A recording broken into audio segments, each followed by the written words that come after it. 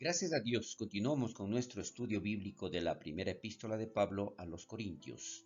Iniciando hoy el capítulo 7, vamos a revisar exactamente que en esta primera epístola que Pablo envía a los Corintios, en este capítulo 7 vamos a revisar los principios sobre el matrimonio y la soltería, que es la respuesta a una pregunta sobre las relaciones sexuales en el matrimonio. Iniciando con los versículos 1 y 2, Pablo amplía el principio de la pureza. Y con esta frase, en cuanto a las cosas de que me escribisteis. Revisando esta primera carta de Pablo a los Corintios, pero ya en este capítulo 7, comienza una sección donde Pablo trata preguntas específicas que le hicieron en una carta los cristianos corintios. Es por esto que aquí nosotros podemos ver que declara: es bueno que el hombre no toque a la mujer. Esta frase aquí, sobre todo el significado de la palabra tocar, se usa en el sentido de tener relaciones sexuales. Esta fue probablemente una declaración de los cristianos corintios con la que le pidieron a Pablo que aceptara. Pero aquí Pablo estará de acuerdo con la declaración, pero con reservas, utilizando esta frase, el sin embargo, que se lo menciona en este versículo 2. Por lo tanto, aquí la pregunta que se realiza es: ¿por qué los cristianos corintios sugerían el celibato absoluto? ¿Qué es lo que significaba que un hombre no tocara a una mujer? Probablemente pensaban que si la inmoralidad sexual era tan peligrosa, entonces uno podría ser más puro absteniéndose completamente de tener relaciones sexuales, incluso dentro del matrimonio. Y es por esto que se presenta esta inquietud.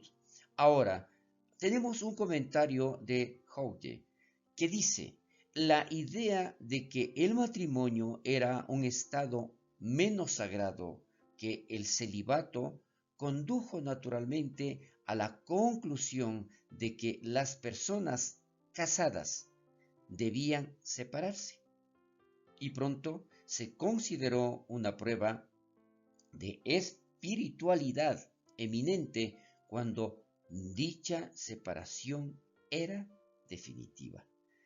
Aquí nosotros podemos ver cómo se tergiversó, cómo cambiaron las reglas y cómo, creyendo hacer algo bueno, estaban en un error muy grande. Sin embargo, a causa de la fornicación, recuerde esto: cada uno tenga su propia mujer y cada una tenga su propio marido.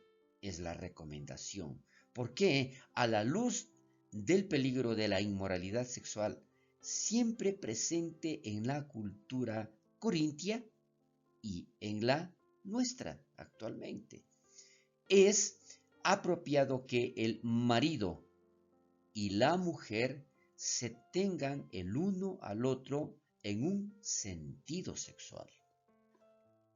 Aclarando un poco más, aquí Pablo no les ordena a los cristianos corintios que se casen, un tema que aborda más adelante en este capítulo, sino que les manda vivir como casados, especialmente en el ámbito sexual. Pablo quiere decir que los esposos y las esposas deben mantener relaciones sexuales. Es algo que en el matrimonio está permitido. Otro comentario de Clark menciona: ¿qué miserable obra ha hecho en la paz familiar una esposa o un esposo que pretende ser más sabio que el apóstol?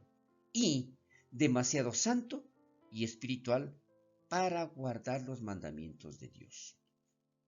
Esto implica que nosotros fácilmente podemos tergiversar y dañar lo que Dios está ordenando, lo que Dios ha creado y lo que Dios permite. Sin embargo, debido a la inmoralidad sexual, Pablo no afirma que el sexo sea la única razón para el matrimonio, ni la más importante. Esto es algo que nosotros debemos tener muy claro. Pablo simplemente responde a sus preguntas específicas sobre el matrimonio, sin intentar ofrecer una teología completa del mismo. Para más información sobre una teología completa del matrimonio, nosotros podemos revisar tanto en la carta de Pablo a los Efesios en el capítulo 5, desde el versículo 21 al 33, como también en la carta que Pablo envía a los Colosenses en el capítulo 3, los versículos 18 y 19.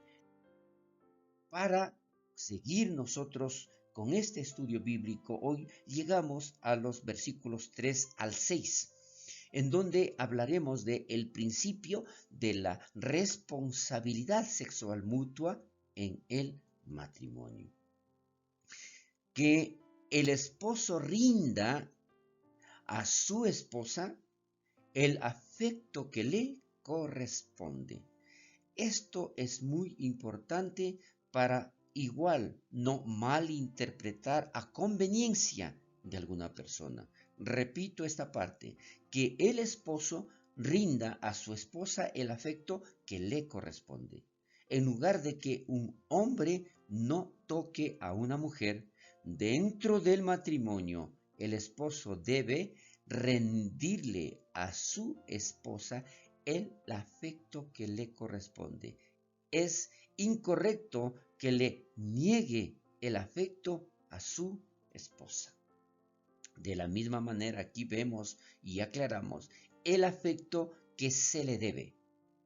Es una frase importante, donde aquí vemos que dado que Pablo pretendía que esto se aplicara a todo matrimonio cristiano, demuestra que toda esposa tiene el afecto que se le debe. Y Pablo no cree que solo las esposas jóvenes, bonitas o sumisas merecen afecto, sino que aquí aclara, toda esposa merece afecto porque es esposa de un hombre cristiano. Entonces, nosotros tenemos que aprender y poner en práctica estos principios básicos, pero muy necesarios para llevar un matrimonio correcto en base a lo que Dios está indicando. Pablo también enfatiza lo que la mujer necesita, no solo relaciones sexuales, sino el afecto que le corresponde. Si un esposo tiene relaciones sexuales con su esposa, pero sin verdadero afecto hacia ella, no le está dando a su esposa lo que le corresponde. Importante. Continuamos. El afecto también nos recuerda que cuando una pareja no puede, por razones físicas o de otro tipo, tener una relación sexual plena, aún puede tener una relación afectiva y así cumplir el propósito de Dios para estos mandamientos. Continuamos. De igual manera la esposa con su esposo, dice aquí. ¿A qué se refiere? Con la misma idea, la esposa con su esposo. La esposa no debe negarle el afecto conyugal a su esposo. Pablo expone con firmeza la idea de que existe una responsabilidad sexual mutua en el matrimonio. El esposo tiene obligación hacia su esposa y la esposa, hacia su esposo. Ahora, ¿qué es lo que nosotros vemos aquí? Es muy importante, es muy necesario entender todo esto. ¿Por qué? Dar a su esposa. ¿A qué se refiere aquí? El énfasis está en dar, en te debo, en lugar de me debes.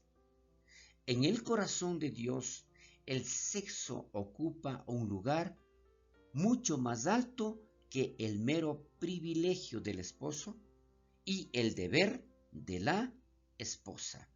Permítame que aquí haga este énfasis. Es necesario que haya el acuerdo, es necesario que exista el consentimiento en la pareja. Repito, dar a su esposa. ¿Qué significa? Que debe existir el respeto y, como anteriormente nosotros mencionamos, el afecto entre los dos. El énfasis está en dar. Recuerde esto. En el te debo en lugar de me debes. En el corazón de Dios, el sexo ocupa un lugar mucho más alto que el mero privilegio del esposo y el deber de la esposa. Entonces, aquí vemos que la esposa no tiene autoridad sobre su propio cuerpo. Vamos a aclararlo también esto. Y quiero repetir esta frase. La esposa no tiene autoridad sobre su propio cuerpo. De hecho, estas obligaciones son tan concretas que podría decirse que el cuerpo de la esposa ni siquiera le pertenece a ella, sino a su esposo. Pero recuerde esto, el mismo principio se aplica al cuerpo del esposo en relación con su esposa. Entonces, hay lo mismo para el uno como para el otro. Esto no justifica que un esposo abuse o coaccione a su esposa, ni sexualmente ni de ninguna otra manera. El punto de Pablo es que tenemos la obligación ineludible de servir a nuestra pareja, recuerde esto, con afecto físico. Continuamos. Es una obligación imponente de los miles de millones de personas que habitan la tierra. Dios ha elegido a una sola y solo a una para satisfacer nuestras necesidades sexuales. No debe haber nadie más. No se priven el uno del otro. En esta otra frase vemos cómo Pablo rechaza la idea de que el esposo y la esposa podrían ser más santos mediante la abstinencia sexual. De hecho, puede resultar perjudicial cuando se privan mutuamente, ya que abre la puerta al tentador, para que Satanás no los tiente. Nosotros debemos mantener esto sin privarnos el uno del otro. La palabra para privar es la misma que defraudar. Es por esto que, si recordamos, en esta primera carta, en el capítulo anterior, el versículo 8, cuando negamos afecto físico e intimidad sexual a nuestra pareja, la engañamos. Recuerde, no prives. La privación sexual en el matrimonio no solo se relaciona con la frecuencia, sino también con el romance.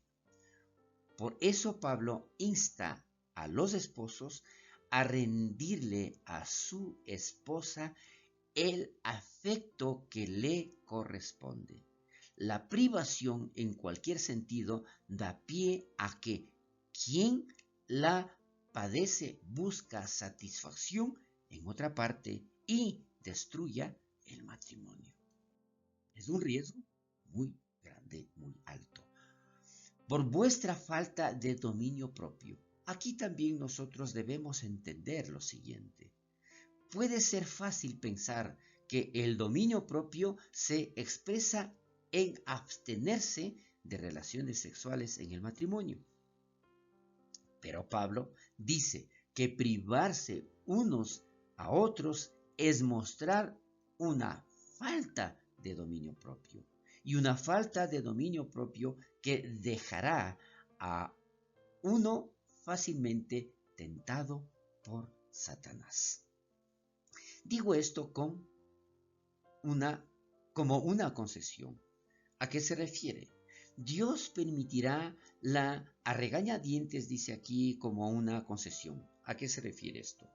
Que una pareja casada se abstenga de tener relaciones sexuales por un corto tiempo, en aras del ayuno y la oración. Pero si se usa esta concesión, es solo por un tiempo, y luego el esposo y la esposa deben volver a estar juntos sexualmente. ¿Qué es lo que nosotros podemos entonces entender? No como un mandamiento. Dios no ordena ni recomienda abstenerse de tener relaciones sexuales dentro del matrimonio, pero puede hacerse por un breve tiempo por una razón espiritual específica. Entonces aquí lo que nosotros podemos ver, el principio de este pasaje es importante. Dios deja claro que no hay nada malo y todo es bueno.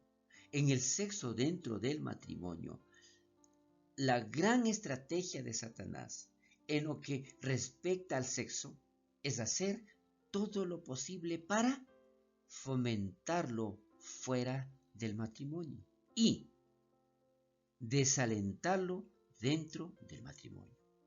Satanás obtiene la misma victoria si logra cualquiera de los dos planes.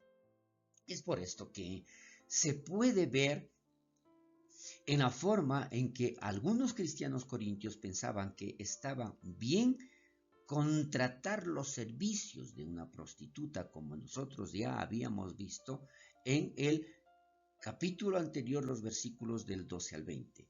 Y otros cristianos corintios pensaban que era más espiritual que un esposo y una esposa nunca tuvieran relaciones sexuales. Viendo esto, un esposo y una esposa cristianos no deben aceptar una relación sexual deficiente. Puede que los problemas no se superen fácilmente ni se resuelvan rápidamente, pero Dios quiere que todo matrimonio cristiano disfrute de una relación sexual que sea una verdadera bendición en lugar de una carga o una maldición. Hasta aquí nosotros llegamos con nuestro estudio bíblico. Continuaremos, si Dios lo permite, la próxima semana. Bendiciones.